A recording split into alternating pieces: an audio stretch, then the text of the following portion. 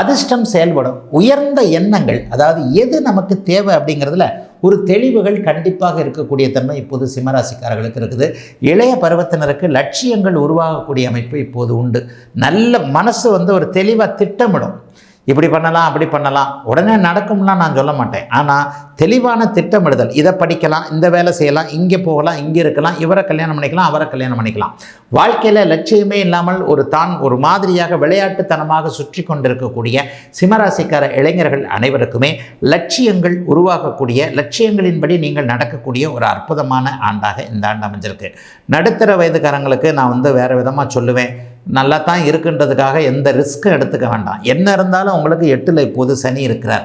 பணம் கெட்டவைகளை நடக்க விடாமல் தடுப்பார் வேதை, ஆனால் நல்லதுகள் நடந்துடாது. ரெண்டும் வார்த்தையை புரிஞ்சுக்கணும். வார்த்தைகளை ரொம்ப அளந்து பேசக்கூடிய ஜோதிடம் தான். உணர்ந்து சொல்லக்கூடிய பலன்கள் என்னோட பலன்கள்.